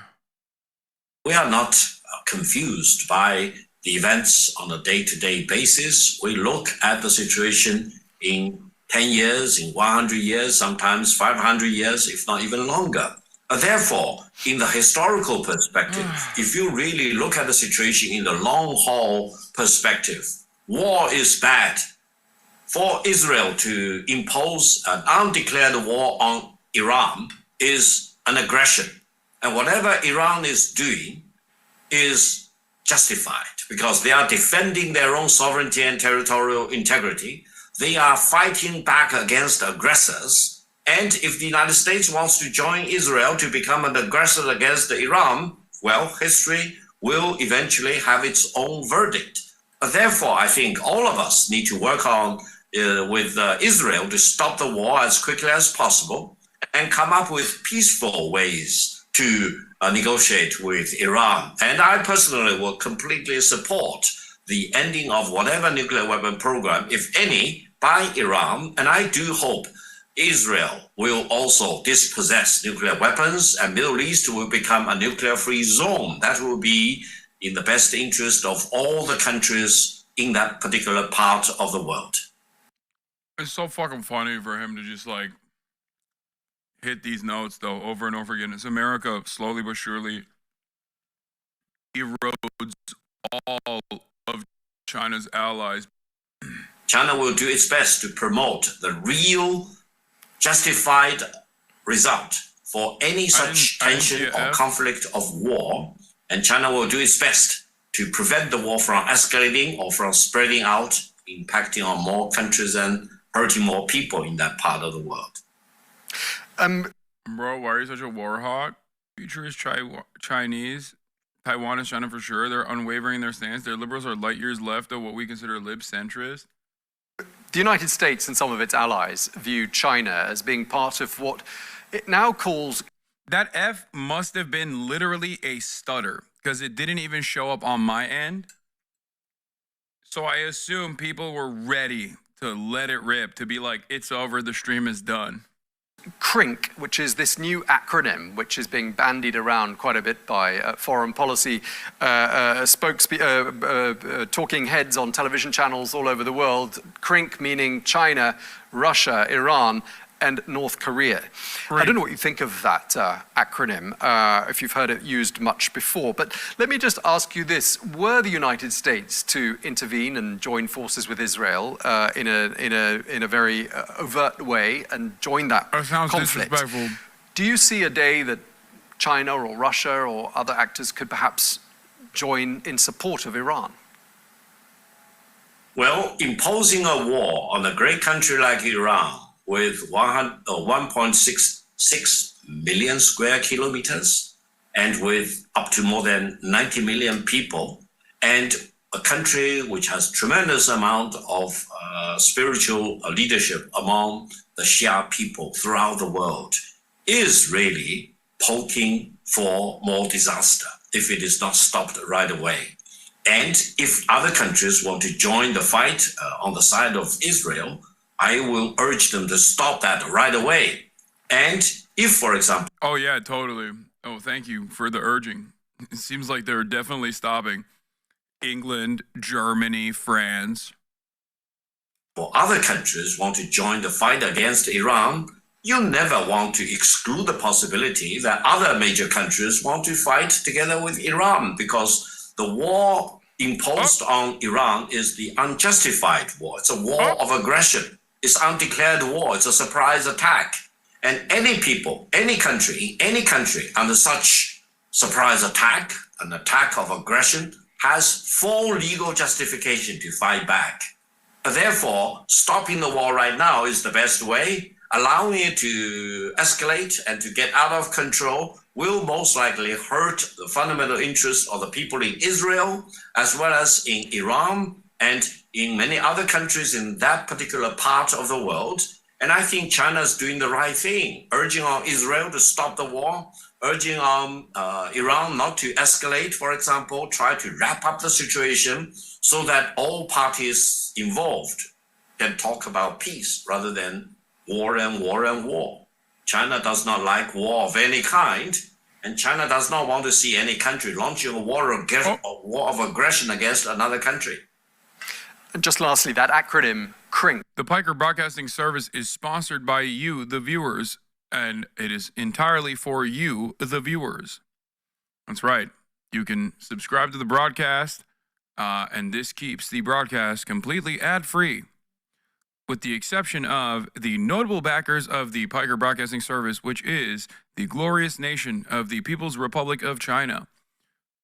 The Piker Broadcasting Service is sponsored by the 100 Years of Chinese Prosperity. Piker Broadcasting Service is also sponsored by the glorious nation of Qatar. Qatar. But once again, your $6 a month subscriptions or your free subscriptions in the form of a Twitch Prime allow me to maintain my editorial independence. Viewers like you. Viewed as being a group of hostile or adversarial nations by Washington and some of its allies. What do you make of it? What do you make of the acronym? First of all, whatever acronyms you come up with, it cannot change the fact that China today is the major force defending peace and stability and development in the world. And the fact that China is the largest trading nation with more than 140 countries in the world speaks eloquently about what China really cares about. That is, promoting peace, defending free trade, for example. If anyone wants to confuse China with a force against the peace, then he or she is either... Like, remember, the most aggressive action that China took was literally to deny key materials that they have a monopoly over that are incredibly important for defense manufacturing purposes. And the only reason why they did that is because of the tariffs. America was like, no more tariff, no more trade for you, fuck you, China. And they were like, okay, well, that's our trade nuclear option. Yeah. Israel, if Israel accidentally disrupted like a Chinese carrier or something, or Chinese supply lines, then they would have hell to pay, okay? China doesn't give a fuck. Israel could do ethnic cleansing nonstop. They don't give a shit. But the moment that they actually harm Chinese trade, somehow, all hell breaks loose. For example, vocal commentators in the space like Hassan. think actually happened that night. But then next up from that in the news, Iran just bombed a key Israeli hospital with now Israel vowing vengeance, and all of that as Trump has reportedly approved attack plans on Iran. Because Israel's air defense system has been intercepting most of the missiles that Iran's been hurling its way, but of course it's not 100% effective. And so today you saw 3 buildings being hit, including the largest hospital in southern Israel, though according to Iran, that hospital was not their intended target. Instead, they claimed that they were going after military and intelligence headquarters near the hospital, but either way, Israel's health ministry service said that 71 people were left with minor injuries, with it likely only being minor injuries because the missile hit an old surgical inpatient building which had been evacuated in recent days. But still, you had Israeli President Isaac Herzog tweeting this morning, calling the attack a war crime and declaring that Iran's supreme leader can no longer be allowed to exist. And that, as you had Prime Minister Benjamin Netanyahu saying, "We will make the tyrants from Tehran pay the full price," with him adding that while Israel struck targets in Tehran as well as several nuclear sites overnight, Iran instead chose to go after a hospital, quote, where people can't even get up and run away. Though there, you then also had a lot of people calling those words viciously hypocritical given Israel's unrelenting assault on hospitals in Gaza. With, for example, vocal commentators in the space like Hassan Piker tweeting, "Timeline is lit up with Israel defenders finally speaking up about a hospital being bombed after spending the last 20 months defending the bombing of every hospital in Gaza." Right, and that is reportedly of the 36 hospitals in Gaza, 19 are completely shut down and the other 17 are only partially operational. With also NBC noting that in recent weeks, Israel's bombings on hospitals in Gaza have risen to their highest level so far this year. And while you have Israel consistently maintaining that Hamas is using the hospitals for military purposes, organizations like the UN have said that Israel has not provided enough evidence to actually prove that. But either way, you have NBC saying the wider health system, including ambulances, field hospitals, and clinics, has been attacked more than 700 times since the start of the war, killing at least 900 people and injuring more than 1,000. With the death toll across all of Gaza climbing to 55,000 over the last 19 months, according to its health ministry. But then going back to Israel and Iran fighting each other, that's now entering its 7th day, and everyone's kind of still waiting to see if Trump's going to throw the US directly into the mix. Because this week he's been saying stuff like, "I may do it, I may not do it, nobody knows what I'm going to do," which, my bad impression of my dad's voice aside, that's a literal quote. But according to the Wall Street Journal, Trump actually told senior aides on Tuesday that he has now approved attack plans on Iran. However, the report says that he's holding off on pulling the trigger to see if Tehran will abandon its nuclear program first, with the BBC adding there that Trump's specifically considering striking an underground uranium enrichment facility at Fordo. But there's also a pretty fierce debate not only about should the US do it, but whether the US could actually destroy the site, with some defense officials worried that a US bomb wouldn't be able to strike deep enough. And then, just to throw even more uncertainty into the mix, today you had Trump posting on Truth Social, the Wall Street Journal has no idea what my thoughts are concerning Iran. So we're going to have to wait to see what happens as we go into the weekend, but I'm not going to leave you high and dry. I'm going to be covering the updates on my main TikTok. It's Philip DeFranco. I'll link it in the description. Did they miss their target when they struck the empty wing? And was the empty wing the target? I don't know. My suspicion is that they used like a cluster-style ballistic missile, which is not as precise. And in the process, while they were trying to target like that area, I assume there is like, because there's military shit everywhere in Israel, right? You have anti-air defense systems everywhere. So you have launchers everywhere. Those are military targets. You have, espionage facilities, military bases. Ironically enough, that's literally what Israel says Hamas is doing. But I suspect that given the lack of precision from this type of cluster type munition, I assume they were bombing military positions that ended up also hitting the hospital. Or they could have directly targeted the hospital too, to be fair, because so far, if you noticed, every single retaliatory attack that Iran has engaged in has actually been following through on Israel's acts of aggression first. Israel has already struck an Iranian hospital, as I covered before a couple days prior. The best example I can give you is the oil refinery that they struck, that Iran struck after Israel had hit the oil depot in Tehran. So I could totally see them actually hitting a hospital deliberately as well. I mean, it's a war crime. And they have hit civilian infrastructure already. Considering that Israel already hit their nuclear facilities a couple times at this point, and especially the last last night's strikes on a nuclear facility, the one called Arak. That's a collaborative nuclear facility with China and Iran.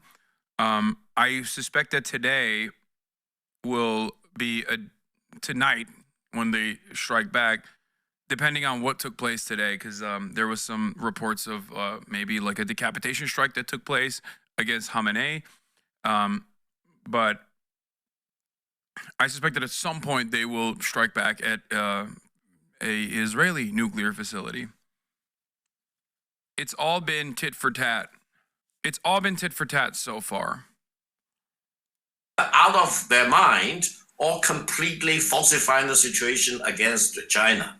Now, I would urge the United States, don't mess around with China. Don't view China. Arak was a heavy water facility that wasn't even finished yet. Also, Russia is warning about another facility where they have their own scientists working.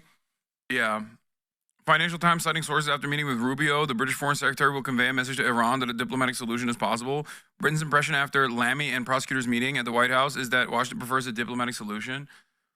Oh my God. I mean, hopefully. Oh yeah, a senior Iranian official says Iran moved all enriched uranium, including the 60% Natanz stockpile, to safe sites ahead of Israeli strikes.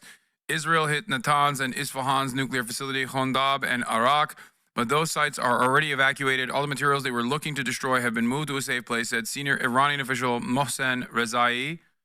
What is this? This is possibly the most Israeli video I've ever seen.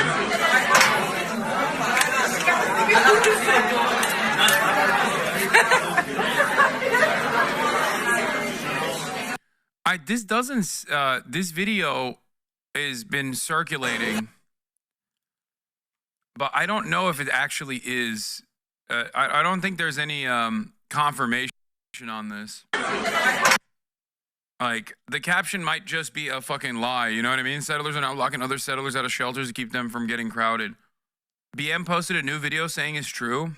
That I trust. BM does reliable reporting from inside of Israel, even though he's no longer inside of Israel. BM is an anti-Zionist Israeli Jew who used to live in Israel, and I don't think he lives in Israel any longer, but his reporting on this stuff is like pretty consistent. Or her reporting. I don't know. I don't know what their gender is. No, I do. I'm pretty sure he's a he. I remember him posting like a photo, never his face, but like a little bit of a photo that showed his like body.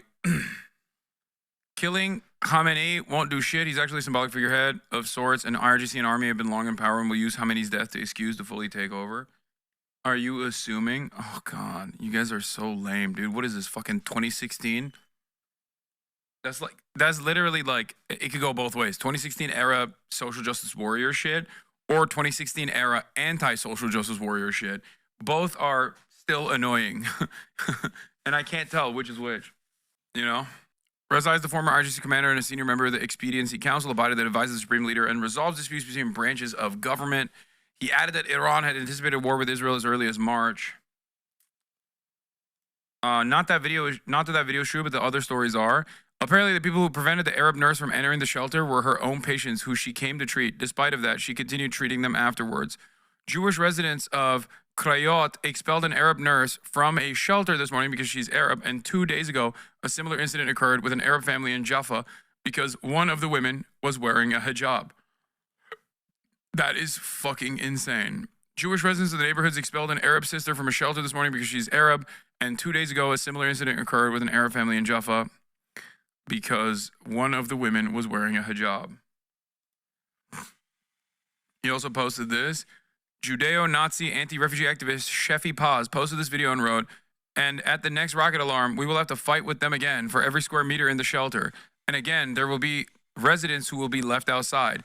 Cursed be Huldai, mayor of Tel Aviv, who neglects the neighborhoods. Cursed be the infiltrators who destroy the neighborhoods. And cursed be every heart-bleeding fool who thinks is charming." Photographed in one of the shelters in occupied Shapira neighborhood. He's talking about black people and brown people, which is ironic because half of the Israeli Jews are brown. Some of them are actually black. But that doesn't stop this Israeli Jew from hating the other Israeli Jews for not being sufficiently white passing. Very cool country. Fantastic stuff going on over there, you know? Reminds me of the videos of Ukraine where black people were stopped from evacuating before white people. Oh yeah, there was some crazy shit.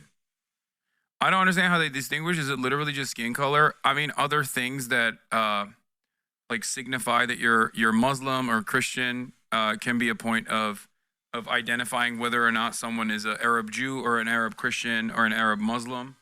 Because that's the fun. Should be looking and listening to what it is the president has to say and ultimately do on Iran.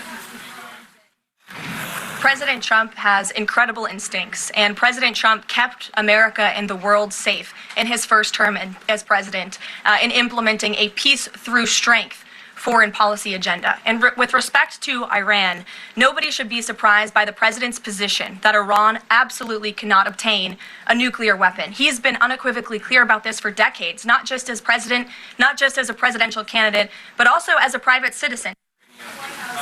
Now, Jake, obviously this 2-week deadline, as a reporter pointed out to Caroline Levitt in the briefing, is something we've often heard from President Trump, whether it was on healthcare policy or infrastructure in his first term or the Russia-Ukraine war, as has certainly been a timeline he has used repeatedly this time that he's been in office. At the end of this 2 weeks, though, there is going to be a concrete result here, Jake. Either the United States does strike Iran or they do not. And the question is how the Israelis take that, what that looks like. The Prime Minister said today that he does believe they are fully capable of achieving their goals in Iran with or without the United States.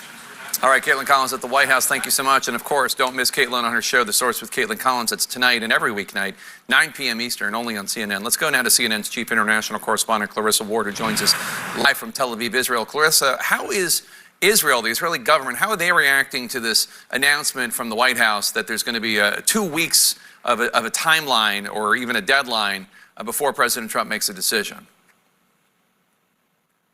Well, Jake, so far they are not reacting publicly at all. And frankly, that's not a huge surprise because they have really maintained this line of we're not going to interfere. We're not going to be seen as trying to strong-arm President Trump.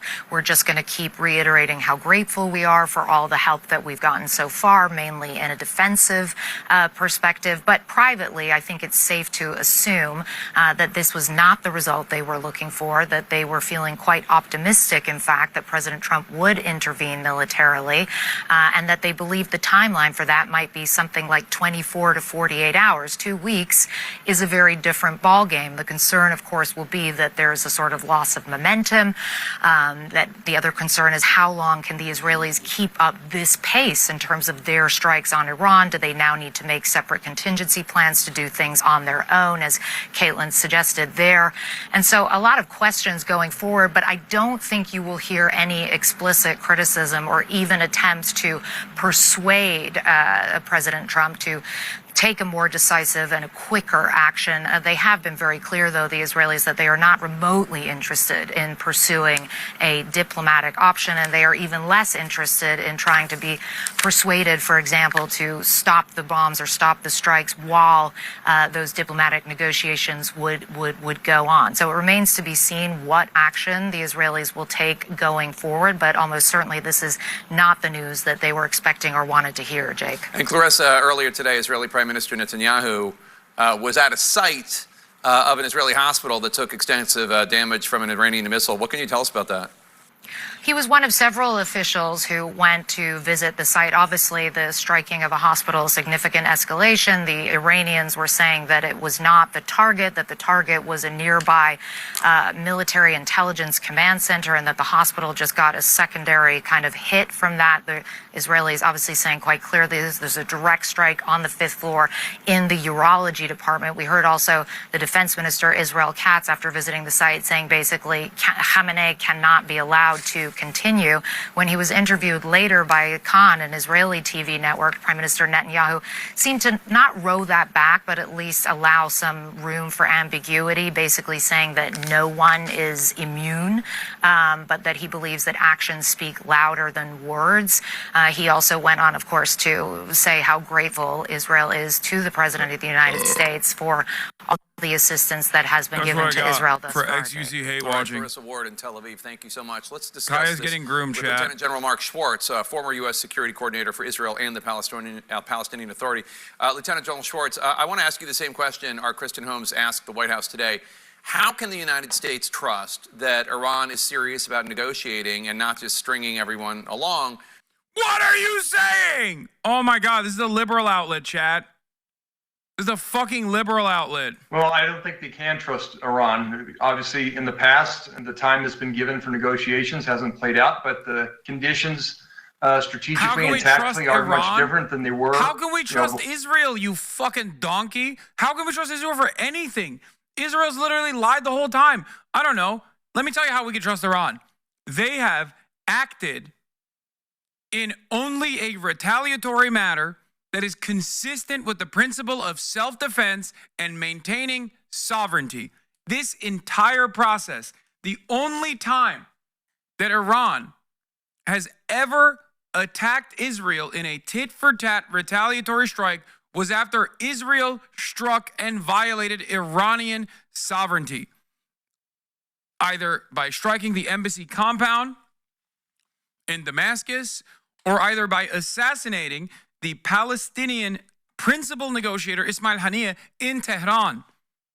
Breaking: Republican South Carolina State Representative father husband Robert John May III has been arrested for distributing over 200 child porn files under the username Joe Biden. Stop. Guys, I mean, I don't know. I'm sure there's more reporting on the matter, but all I'm going to say is this. Fork found in the kitchen. Hassan, he went to Tel Aviv University. Wait, what? No. Stop! Stop playing with me! Are you for fucking real?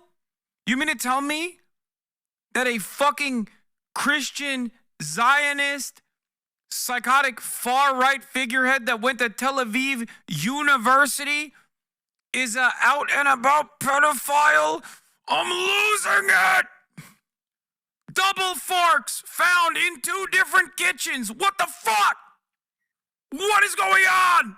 Robert John R.J. May III is an American politician. He's a member of the South Carolina House of Representatives from the 88th District, serving from 2020. He's a member of the Republican Party on June 12, 2025. He was the Speaker of the House of Representatives, suspended May after he was indicted on 10 federal counts of possessing and distributing child sexual abuse material. I don't get the fork thing. It's a funny way of saying this happens far, far too much to conservative politicians. This pedocon. Once again, pedocon is a theory like gravity is a theory, okay? It's just a thing that keeps happening, and I don't know. I guess we just have to act like it's not a thing that's happening all the fucking time. All the fucking time. What the hell, man? What the hell? I got a Master of Arts in Security and Diplomacy from Tel Aviv University. Oh, this guy's got the perfect background. Served as executive director of South Carolina Club for Growth. Oh, my Lord. And I cannot believe he was using the username Joe Biden 69. A federal grand jury in Greenville has indicted a South Carolina lawmaker from the Midlands. Republican State Representative R.J. May was arrested in Lexington County yesterday on 10 counts of distributing child sexual abuse material. According to court documents, the National Center for Missing and Exploited Children received a cyber tip from the social messaging app Kik, flagging an account linked to Oh, May. not that Kik, the other creepy Kik. Crazy government, we as legislators have an obligation to ensure that our children have no harm done to them. Yeah, except for when he's doing it, you know? They took down his page on the university website. Oh, no. Oh, no. Oops, something went wrong. If convicted, he could be sentenced to a maximum of 20 years in federal prison. Representative May was a co-founder of the state's House Conservative SC Freedom Caucus. In a statement, the group condemned the Republicans, saying it, quote, stands firmly for the rule of law and the protection of children. Representative R.J. May has been expelled from our caucus, end quote. Both the group and the South Carolina Democratic Party chair, Crystal Spain, are calling for May's immediate resignation from the House. Spain says in part, quote, South Carolinians deserve leaders who uphold justice, not shield predators. They deserve accountability, not silence, end quote. Per state law, the House Speaker is required to suspend any state representative indicted for certain crimes immediately. Okay, the conservatives' next initiative is to stop that. That you can't be removed from your position for being outed as a sex offender. I can totally see that being the next step, because the Republicans are like, we can't have a no pedophiles rule. That's like literally half our bench, right? They just cannot.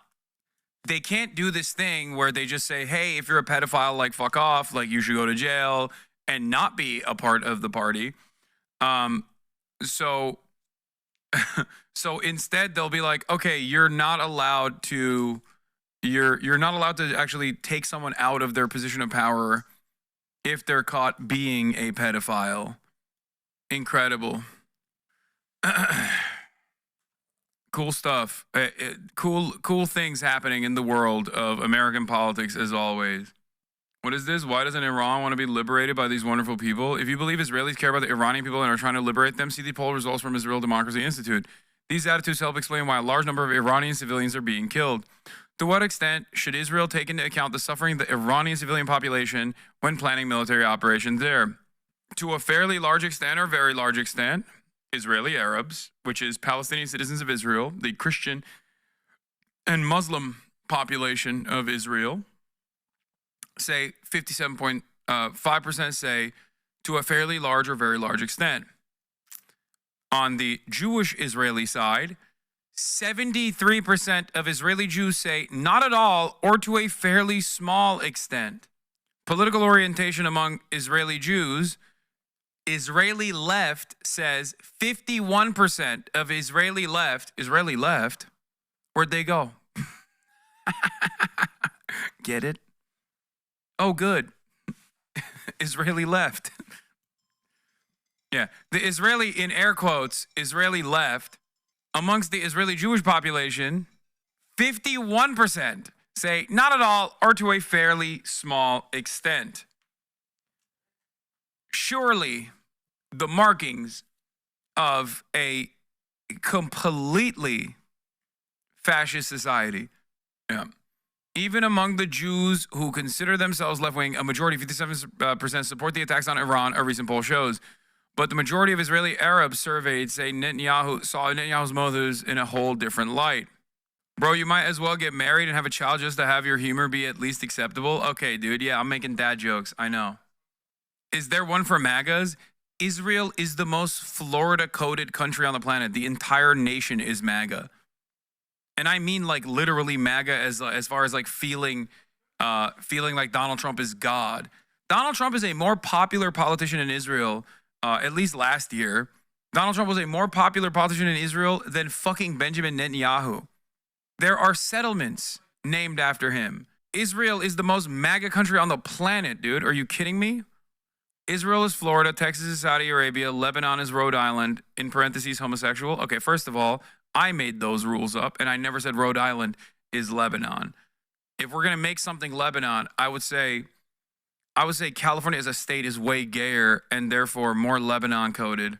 But yes, Israel is Florida and Texas is Saudi Arabia. That is 100% true. So many bad MAGAs. Trump's MAGA, Reagan MAGA, Krav Maga. Okay, now everyone else is making fucking silly ass jokes. Okay. Scoop. As President Trump is contemplating potential U.S. strikes on Iranian nuclear facilities, law enforcement officials have stepped up surveillance of Iran-backed operatives in the U.S., sources tell CBS News. FBI's Kash Patel has increased efforts to monitor possible domestic sleeper cells linked to Hezbollah since Israel's offensive began earlier this month, sources told me. Oh, buddy, I'm going to fucking jail, okay? Oh, buddy, oh, boy. They're going to be like, oh, you don't think America should be fucking nuking Iran? Well, have fun in CCOT. In Turkey, we have a saying, Silivri soğuktur, okay? Silivri is the jail that a lot of the political dissidents are sent to unjustifiably by the Erdogan regime. And the statement is, Silivri is cold. You know, the implication is you're gonna go to Silivri. We're now in America, we gotta say, Sikat is cold, brother. It's waiting for you. Sikat, waiting for you. Sikat sıcak abi. Things are unraveling even more than they have been, and the only distraction in the Trump card is the bomb. Sikat is hot, though. El Salvador is hot as fuck. Okay, Sikat is hot this time of year.